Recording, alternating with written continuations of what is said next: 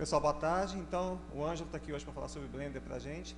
Como nós já estamos fazendo com algumas das palestras, essa palestra também vai ser editada e disponibilizada integralmente no YouTube e no nosso servidor Câmera Web. Tá? Então, aproveitem bastante, que o Ângelo é profundo conhecedor do assunto. Tá? E muito obrigado por estar aqui falando. Eu que agradeço. Bom, como a gente vai falar um pouco do Blender, vale a pena entender o que ele é, de onde ele veio, como ele surgiu, que pé que ele está hoje, qual a origem dele, em termos de software, né? Ele é um programa de autoração de conteúdo multimídia que tem a sua origem nos finalzinho da década de 80 na Holanda, né? Ele começou como um software de exibição de protótipos de jogos de uma empresa chamada Neo Geo, e a história do Blender está associada primeiro à história desse cidadão holandês chamado Tom Roosendaal, uma figura determinante na história do Blender, pois ele está atrelado aí desde a sua concepção inicial e está a todo vapor nos dias de hoje. É o cérebro central aí que começou e que mantenedor aí da questão do Blender, né? Então ele tinha uma empresa no fim da década de 80 que era a Neo Geo. A Neo Geo fabricava jogos e era uma casa de animação, né? Fazia animação gráfica para diversas aplicações e entre elas pequenos aplicativos em jogos, né? E resolveram desenvolver uma ferramenta interna para criar esses elementos de jogo e fazer as apresentações apresentação comercial dos produtos que eles tinham, né? A Neo Geo tinha um certo problema de posicionamento e por questões de um reposicionamento mercadológico, o que era a Neo Geo ali foi aproveitada por uma empresa chamada Not a Number, NAN Technologies, né? Fazia basicamente a mesma coisa, mas se valendo aí um pouco da utilização do Blender, dando mais ênfase ao uso daquela ferramenta, né?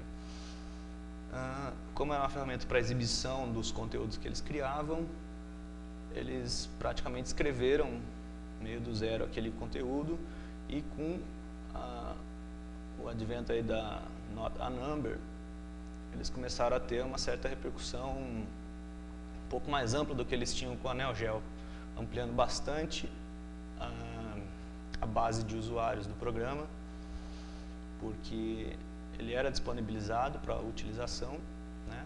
E o que era vendido era, na verdade, o interpretador do jogo depois, né? O que seria o que ia utilizar o jogo, mas a base de criação de conteúdo era relativamente livre, né? E acabou tendo, com a Not a Number, um crescimento bastante significativo na base de usuários, chegando a torno de 250 mil, crescendo 300 mil usuários do programa, né? Mas não era ainda uma vedete comercial, algo que desse um retorno significativo para a Not a Number, mas ele tinha muita eficiência gráfica na época e tinha profissionais bastante competentes trabalhando, gerando conteúdos que saltava bastante à vista. Eles participavam das grandes feiras de computação gráfica, como a SIGGRAPH, né? E numa dessas incursões da SIGGRAPH conseguiram um aporte de capital bastante significativo, um conjunto de investidores que deu um grau significativo aí de investimento, dando uma boa estabilidade para a Not a Number. Só que os resultados ficaram aquém, né? Porque na ótica dos investidores eles querem ter um retorno muito maior do que deram e muito mais rápido do que o próprio mercado é capaz de absorver. E esse insucesso comercial, esse impasse que foi dando, acabou entrando numa sinuca, do ponto de vista de que não dava o retorno que era esperado e ficava num impasse, cancela, para de desenvolver, para de mexer no programa, o que faz, o que não faz com essa coisa. Ao mesmo tempo tinha uma base de usuários bastante significativa e eles então tomaram uma postura, né, o Tom Rosendahl e o seu grupo, de tentar partir por um caminho sem ser empresarial, né? Tentar fazer uma fundação mantenedora do programa, uma fundação, né, no caso sem fins lucrativos, desenvolver isso e trabalhar aí a questão da sustentabilidade na base de serviços, né, prestar desenvolvimento gráfico e deixar o software correr mais ou menos por conta. Só que o resíduo de informação que o programa tinha, da sua estrutura como ele foi escrito, pertencia àqueles cartolas, digamos assim, né, que deram aquele aporte de capital. E numa dessas reuniões, o Tom falou, poxa, vamos liberar o código, né? Os caras, uns 100 mil euros aí você pode fazer o que quiser com o código, né? O Conselho Deliberativo definiu uma quantidade de dinheiro que, se recebesse, podia pegar e fazer o que quiser com o código. Porque para eles também não tinha futuro, né? Eles não viam futuro para a utilização daquele resíduo de programa, né? Já não estava dando lucro. E essa comunidade de usuários, em 7 semanas, levantou 100 mil euros, pagou os cartolas, ficaram super felizes com o dinheirinho que recebeu, mas quem ficou realmente feliz foi essa base de usuários e o resto dos interessados em computação gráfica, visto que a partir daí eles teriam um conjunto de informações disponível numa licença pública geral. Então, a partir desse momento, o Blender irreversivelmente passou a ser um patrimônio público mundial. Passou a ser uma ferramenta disponível para mim, para você, para uma criança carente que vai mexer no computador pela primeira vez, e também para o grande estúdio de animação que quiser usar, ter a mesma disponibilidade do programa.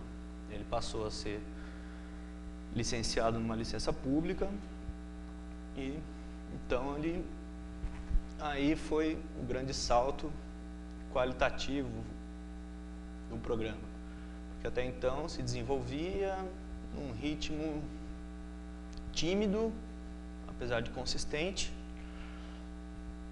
mas à medida que ele passou a ter um acesso ao código-fonte e até a certeza de que ele nunca mais ia retroceder, uma vez que ele está numa licença irrevogável dessa,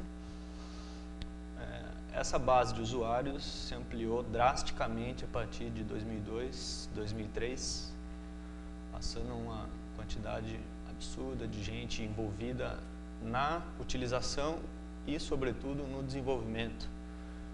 Passou a ser um fenômeno bastante interessante